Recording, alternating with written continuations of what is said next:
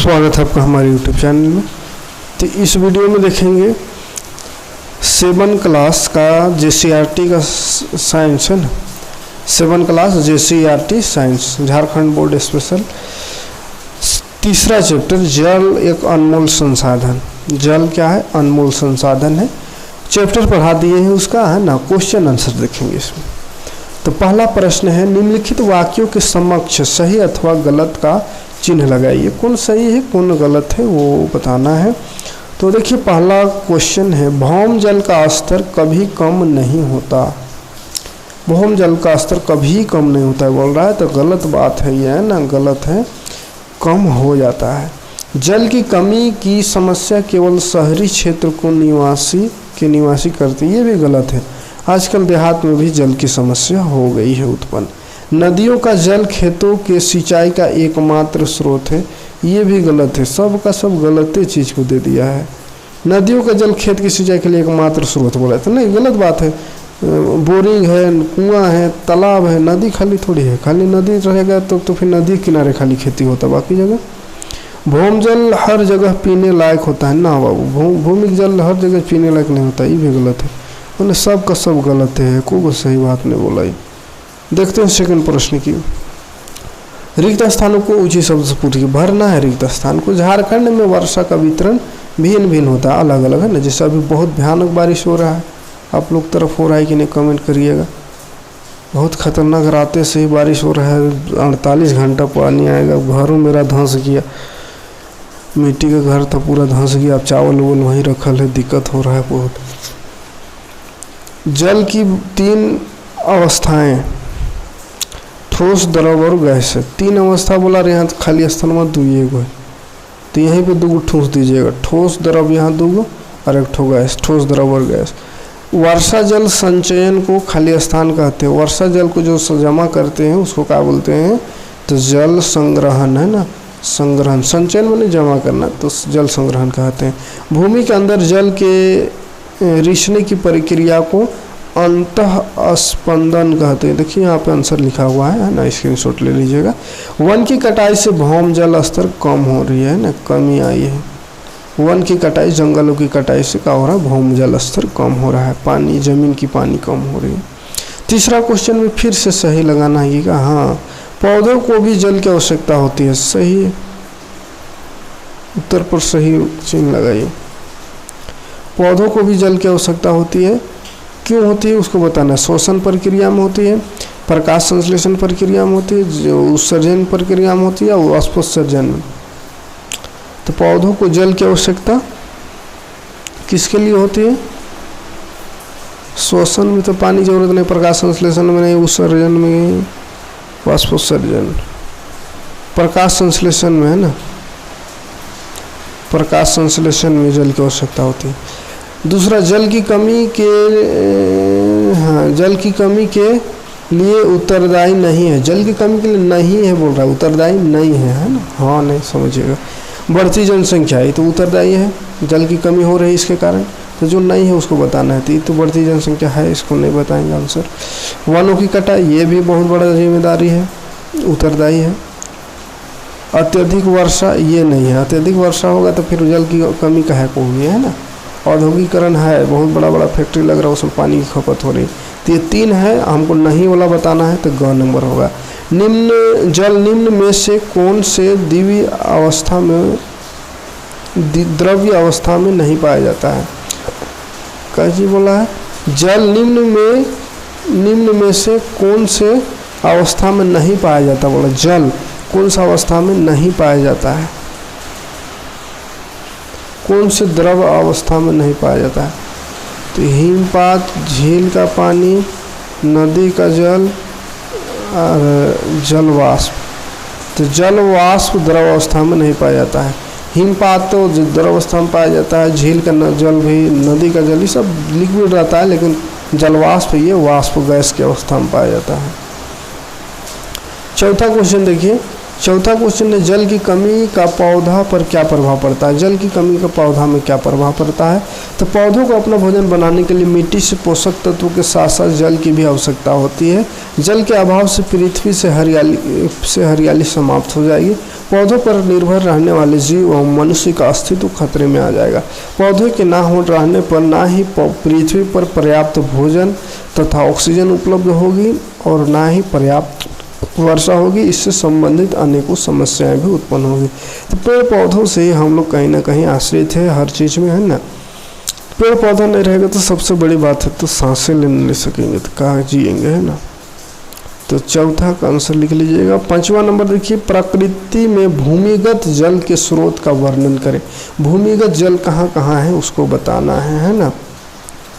जल के स्रोत का वर्णन करना है। भूमि के नीचे पाए जाने वाले जल को भूमिगत जल कहा जाता है। इसकी ऊंचाई अलग अलग स्थानों पर भिन्न भिन्न होती है ना। कहीं कहीं जल्दी पानी मिल जाता है, कहीं बहुत ज़्यादा खोदना पड़ता है। तब चापानल तथा नलकूप द्वारा पानी इसी स्तर से निकाला जाता है। दैनिक जीवन में जल का महत्व बताना है। सभी जीवों के लिए अनिवार्य है। दैनिक जीवन में जल का उपयोग पीने, भोजन बनाने, वस्त्र धोने, बर्तन धोने, नहाने आदि में किया जाता है। दैनिक जीवन माने रोजमर्रा के जीवन में ये सब करते ही है ना। रेन वाटर हार्वेस्टिंग, वर्षा जल संग्रहण क्यों आवश्यक है। वर्षा जल संग्रहण क्यों आवश्यक है तो भूमिगत जल को बढ़ाने के लिए, है ना। देखते हैं क्या लिखिएगा। वर्षा के रूप में जो जल प्राप्त होता है उसमें से अधिकांश ऐसे ही बह जाता है ना। तो बारिश के दिनों में जो पानी आती है ज़्यादातर बह जाता है, नदी में चल जाता है, नदी से होते करते उसी समुद्र में चल जाता है। तो बिना काम का हो गया वो, है ना। यह हर नागरिक का कर्तव्य है कि बहुमूल्य जल को किसी प्रकार से व्यर्थ होने से रोका जाए। वर्षा जल का संग्रहण इसलिए भी आवश्यक है क्योंकि इसका उपयोग भौम जल स्तर की पुनः पूर्ति करने के लिए किया जाता है। तो एक तो ये है कि वर्षा जल का जमा करेंगे तो ज़मीन में रिसेगा, ज़मीन के अंदर जाएगा तो भौम जल स्तर बढ़ेगा, पूर्ति होगा, माने जल्दी पानी मिल जाएगा ना। और दूसरी बात है कि पानी बर्बाद हो जाता है, बह के जाता है नदी में, नदी से इसे होते करते झील तालाब बोलते हैं, समुद्र में चला जाता है, यानी वो पानी बेकार चला जाता है, बह जाता है। तो उसको अगर रोक के रखे तो वो आगे चल कर के सिंचाई का काम आ सकता है ना, अन्य चीज़ों का काम में लाया जा सकता है। तो इसलिए रोक के रखनी चाहिए, जल संग्रहण करनी चाहिए बरसात के जल को। जल संरक्षण की विभिन्न विधियों को स्पष्ट कीजिए। जल को संरक्षण का क्या क्या विधि है उसको बताना है। तो देखिए निम्न विधि है, जैसे वर्षा जल संग्रहण पहला विधि है। दूसरा डोभा निर्माण करके, नदी तालाब में गाद की सफाई करके, गाद की सफाई नदी तालाब का करेंगे ताकि वहाँ पानी ज़्यादा से ज़्यादा जमा रह सके। बावड़ी का निर्माण करके ड्रिप सिंचाई प्रणाली द्वारा, ये सब पानी बचाने का उपाय है। ड्रिप सिंचाई विधि क्या है तो यहाँ पे समझते हैं। ड्रिप सिंचाई मतलब क्या होता है कि पौधा जो है ना, पौधा के जड़ में एकदम पानी देना, जितना ज़रूरत हो उतना, ज़रूरत से ज़्यादा इसमें पानी बर्बाद नहीं होता है। जैसे हम लोग पटाते हैं तो पानी सिंचाई करते हैं तो पूरा नाला बना देते हैं, नली से जाता है पूरा खेत में, ऐसे पट रहा है, कियारी है, एक कियारी यहाँ, तब आगे जाके एक कियारी यहाँ से घुसेगा, जिसमें क्या हो रहा है नली में पानी बर्बाद हो जाता है, ज़्यादातर पानी, है ना। नली में ज़्यादातर पानी, और पौधा यहाँ लगल है, लेकिन और यहाँ एक ठो लगल है, कुछ दूरी में न रहता पौधा, तो यहाँ है इसका बीचों में पानी जा रहा है तो बर्बाद न हो रहा है, ज़रूरत से ज़्यादा पानी बर्बाद होता है जो नॉर्मल सिंचाई हम लोग करते हैं उसमें। तो इसीलिए ड्रिप सिंचाई विधि किया गया। उसमें क्या होता है डायरेक्ट पौधे की जड़ में पानी पहुँचाया जाता है, हल्का हल्का, वो भी थोड़ा थोड़ा जितना ज़रूरत होती है, बर्बाद नहीं होता पानी। किसान जल संरक्षण के लिए खेतों पर ड्रिप सिंचाई प्रणाली का इस्तेमाल करते हैं। इस विधि में कम व्यास के पाइपों द्वारा पौधों को पानी देने का तकनीक है जो सीधे उनके जड़ों तक पहुंचती है ना, और पानी बर्बाद नहीं होता है। अगला क्वेश्चन देखिए 10वां नंबर है, भौम जल और भौम जल स्तर को दिखाते हुए एक रेखा चित्र और उसे चिन्हित कीजिए। देखिए एक चित्र बनाना है, तो यहाँ पे आप देखिए बना हुआ है चित्र, इसके हिसाब से आप बना सकते हैं। भौम जल स्तर को दिखाना है इस तरह से 3 या 4 लेयर में दिखाना है। भौम जल स्तर यहाँ मिला, और ये जो है पानी है भौम जल स्तर है, ये भूमि ऊपर वाली। तो बुक में देखिएगा बना हुआ है बढ़िया फोटो, वहाँ से कर लीजिए। देखिए 11 नंबर क्वेश्चन में मान लीजिए आपके क्षेत्र में काफ़ी वर्षा होती है, किंतु गर्मी के दिनों में कुआं का पानी सूख जाता है, आप जल को बचाने के लिए क्या उपाय करेंगे? तो वर्षा जल संग्रहण करेंगे सबसे बड़ा, है ना। वो बारिश अगर होती है फिर भी गर्मी में सूख जाता है, तो बारिश का पानी को कोशिश करेंगे बहने नहीं दी, कोई गड्ढा उड्ढा खोद के उसको जमा करने का प्रयास करेंगे। ठीक, सामूहिक तालाब का निर्माण करेंगे। अकेले तो वो काम नहीं हो सकता है, तो सब मिल करके एक तालाब का निर्माण करें। डोभा निर्माण किया जा सकता है, वृक्षरोपण किया जा सकता है, पेड़ पौधा लगा करके, है ना। और जल का मित व्यतीत से उपयोग, यानी कि हिसाब से पानी का प्रयोग करें, उपयोग करें, है ना। 12 नंबर क्वेश्चन में भौम जल स्तर के नीचे गिरने के लिए उत्तरदायी कारकों का वर्णन। क्यों नीचे गिर रहा है, भौम जल स्तर नीचे क्यों गिर रहा है? तो उसका मेन कारण है, पहला तो सबसे बड़ा जनसंख्या वृद्धि। जितना ज़्यादा जनसंख्या बढ़ेगा पानी की मांग उतनी ज़्यादा बढ़ेगी, पानी की खर्च उतनी ज़्यादा होगी, और पानी की खर्च ज़्यादा होगा मतलब पानी की कमी होगी। दूसरा कारण है कृषिगत उपयोग, खेती बाड़ी में बहुत ज़्यादा पानी लगता है ना। औद्योगिकरण, बड़ा बड़ा फैक्ट्री फ्लैट बन रहा है, बड़ा रोड का निर्माण हो रहा है, तो जितना भी फैक्ट्री बनेगा, जितना भी कारखाना बनेगा, वो सब में जितना बड़ा कारखाना उतना ज़्यादा पानी की खपत है ना। वर्षा का असमान वितरण, बारिश सही से अब नहीं होती है, असमान वितरण वर्षा का है, ये भी कारण है ना। तो प्राकृतिक से छेड़छाड़ का ये नतीजा है कि पानी बारिश जो है अनियमित आजकल होती है ना।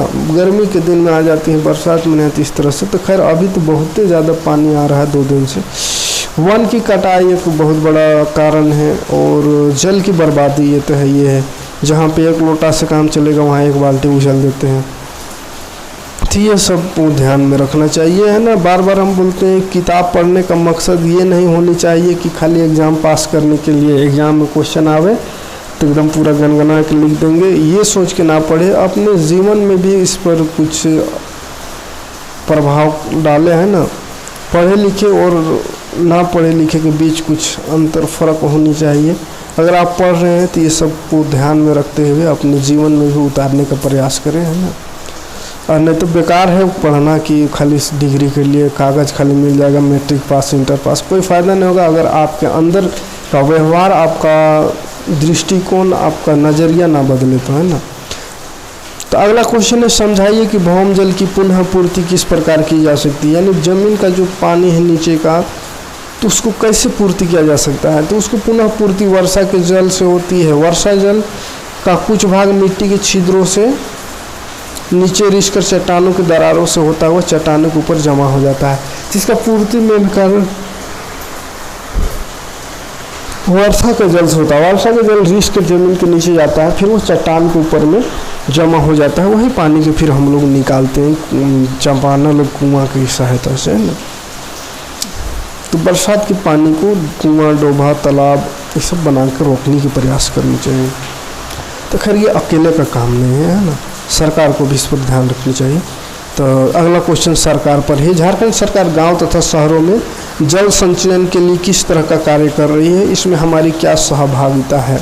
झारखंड सरकार हर गांव में डोभा निर्माण करा रही है, बहुत बढ़िया काम करा रही है डोभा निर्माण, लेकिन डोभा ऐसा बना रही है कि बेकाम है ना, थोड़ा सा जान मतलब नाम लिखा ली, डोभा जैसा नहीं रहता। तो अगर ये सरकार ने तो सही चीज़ निकाला है, लेकिन काम सही से नहीं होता है, सब बिचौलिया खा जाता है ना। नदी तालाब का गाद की सफाई कर खुदाई कराई जाती है, तो नदी तालाब का भी मिलता है पटेल, लेकिन होता कुछ नहीं है ना। डोभा निर्माण के लिए दिया गया है, डोभा निर्माण हुआ भी है, बहुत सारा डोभा देखते हैं, लेकिन बस हल्का सा कोड़ दिया है, बस 8 दिन में पानी वहाँ ख़त्म हो जाएगा, 8 दिन जमा नहीं रह सकता। डोभा निर्माण का मेन मकसद था सिंचाई करना, तो वहाँ सिंचाई के उतना पानी नहीं जमा होता है, इतना छोटा छोटा डोभा का बाद। इसके अतिरिक्त जल के पुनः पूर्ति के लिए बावड़ी का निर्माण, इसके अलावा सरकार टैंकरों से पानी पहुंचाती है तथा जल आपूर्ति की राशनिंग होती है। तो ये सब सरकार काम कर रही है। हमें भी पाइपों द्वारा जल की पूर्ति एवं रिश्ते नलों के कारण होने वाले जल की बर्बादी के प्रति जागरूक होनी चाहिए। यानी पानी को बर्बाद नहीं होना चाहिए। कहीं पर नल में पानी बर्बाद हो रहा है, कहीं पर जो पाइप फटा हुआ है, तो उसको सरकार तक मतलब उसको जो भी उससे जुड़े हुए लोग हैं वहाँ तक खबर करके उसको ठीक कराने के प्रयास करने चाहिए। अगला क्वेश्चन है वो लास्ट क्वेश्चन 15 नंबर, पृथ्वी पर 3/4 भाग जल है फिर भी पेयजल की समस्या है, कारण बताइए। तो देखिए पृथ्वी में 3/4 भाग यानी पृथ्वी को 4 भाग में बांटे तो 3 भाग में खाली पानी है, 1 भाग में खाली जमीन है, फिर भी पानी की कमी हो रही है। पानी के कारण लोगों की जान चली जाती है। पानी तो बहुत ज़्यादा कमी हो गई है पानी का। तो क्यों हुआ है इतना कमी, जबकि 3 भाग में पानी है, मात्र 1 भाग में ज़मीन है, फिर भी पानी की कमी हो गई। तो उसका मुख्य कारण है कि जितना पानी उसमें 97% तो समुंदर में है, और समुंदर का पानी न पीने योग्य है न सिंचाई योग्य, वो खारा जल है। 2% जल जो है वो हिमशिख मन बर्फ के रूप में है। तो 97% तो हो गया खारा पानी, उपयोग नहीं कर सकते। 2% बर्फ के रूप में है, उसका भी प्रयोग नहीं हो सकता है। मात्र बचता है 1% पानी जो कि पेयजल माने पीने लायक है ना। तो यही कारण है, इतना पानी होते हुए भी हम उपयोग नहीं कर पाते। हमें पानी की कमी का एहसास होता है, पानी की कमी से लोगों की जान चली जा रही है। लगातार जनसंख्या वृद्धि के कारण भी आज विश्व भर में पेयजल की समस्या है। पानी बहुत है लेकिन पीने लायक पानी बहुत कम है, जिससे अनेकों बीमारियां भी हो रही है। पीने लायक पानी नहीं मिल रहा है लोगों को, है ना। तो ये सब क्वेश्चन इतना ही था, है ना। उम्मीद है समझ में आया होगा। लाइक कमेंट करिए अगर समझ में आया होगा। तो मिलते हैं नेक्स्ट वीडियो में नेक्स्ट चैप्टर का क्वेश्चन आंसर लेकर के। पूरा चैप्टर समझा दिए हैं, 4-5 चैप्टर है ना, सबको देख लीजिएगा। प्ले लिस्ट में सब कुछ मिल जाएगा। ये जितना भी चैप्टर पढ़ाए हैं उसका पहले क्वेश्चन आंसर अब करा दे रहे हैं, उसके बाद फिर अगला चैप्टर समझाएंगे, ठीक है। तो मिलते हैं नेक्स्ट वीडियो में। Thanks for watching.